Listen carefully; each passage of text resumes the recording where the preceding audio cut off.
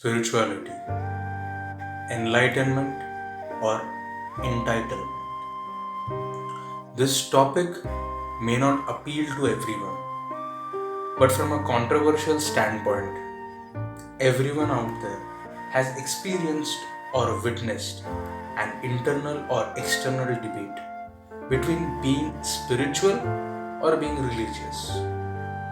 Although they may seem similar with a few points that intersect both the concepts, if we look closely at the Venn diagram, the common points of the intersection will be about beliefs, comfort, reflection, and ethics.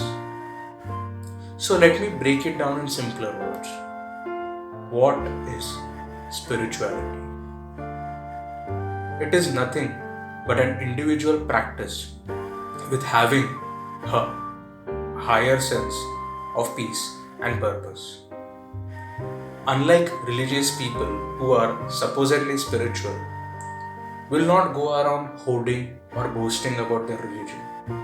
Rather, they would go around boasting about the meditation skills, breathing techniques, accomplishment of difficult goals, learning and chanting mantras, and even understanding holy scriptures.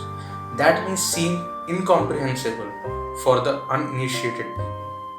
And this exact point brings up the question whether spirituality gives rise to enlightenment or entitlement. Honestly, the answer is very clear. It has both in approximate equal quantities. But in some cases, the scale may bend slightly towards entitlement. And this is when people lose humility. They stop being grounded and humble. And this, in reality, will not affect their spiritual progress, but they will surely be encountered as narcissists.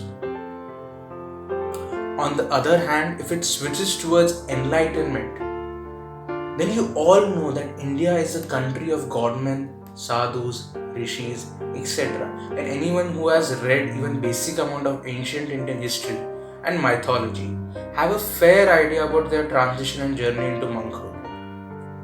Some fail to reach the pinnacle of enlightenment and end up being entitled jerks. And some may end up being so enlightened that many fortunate people end up becoming enlightened under their light. For example, Buddha. If I have to define or understand enlightenment, I'll surely consider the story of Buddha's disciple Ananda. Gautam Buddha, with his large group of disciples who were continuously traveling, had made a rule that during monsoon season, you can stay in the same place for 2 or 2.5 months till the season ends. Usually the rules were you cannot stay in the same place for more than 1 or 2 days because it was hard for the host to provide you with proper hospitality. But during monsoon season, it is so hard and dangerous for the monks to travel along the jungle. So Gautama had permitted everyone to find shelter and stay there for 2 or 2.5 months. All the monks stayed in a large town. One day, everyone went out to get their alms. Ananda, who also went out to get alms, ended up in a prostitute's house. She gave him his alms with respect and said, I heard all the monks are searching for their shelter. Why don't you stay at my place? Ananda, who was a tall, straight man, agreed and said, I have no issues, but first I have to ask my guru. When Ananda asked Gautama, he said, if she is inviting you with so much affection, you must stay.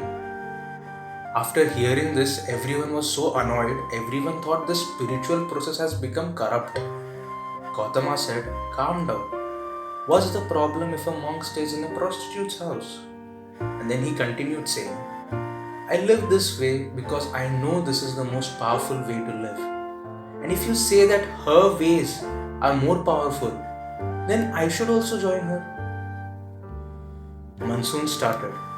Ananda went and started living with the lady. It was cold outside and the monk was wearing a thin cloth. So she gave him a nice silk cloth to wrap himself. She cooked amazing food for him, and in evening she also danced for him. Ananda, with his full attention, was enjoying the performance. Listening to the music, everyone in the village thought that the monk has gone astray. Things went on. Now, when time was up and when rain had stopped, everyone was amazed to see that Ananda had come up to Gautama with a female monk. Ananda was not only capable of proving everyone wrong, but at the very same time, he was able to enlighten and transform someone into a monk who, prior to this initiation, had led a life of debauchery.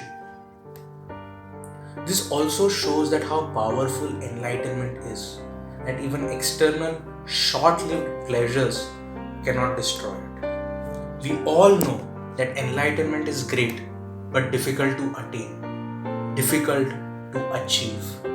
So the question is whether entitlement is good or not. Although entitlement of any form is bad, as it leads to self-loathing, self-hoarding, and boasting, which often leads to putting others down at times. Many a times I have heard people say that they have read scriptures and holy books, so the knowledge and experience they have is way superior than yours. This is an ultimate example of entitlement. Even Osho says, you can only understand as far as your state of consciousness, not more than that. Because reading books is just a habit, but understanding them is very different. Pretending to understand and using it to put others down is even worse than just reading. The only way to overcome this is by increasing and improving your consciousness. So even if you are spiritual, even if you have 1% of gratitude in you, then there is a good chance that you can shield yourself from entitlement. Also, it is best to leave people who have this notion of being superior to you, irrespective of whether you know they are not. This may seem rude, but it's best to listen to them and forget. After all, you know your potential, and some entitled delusional being cannot steal that from you.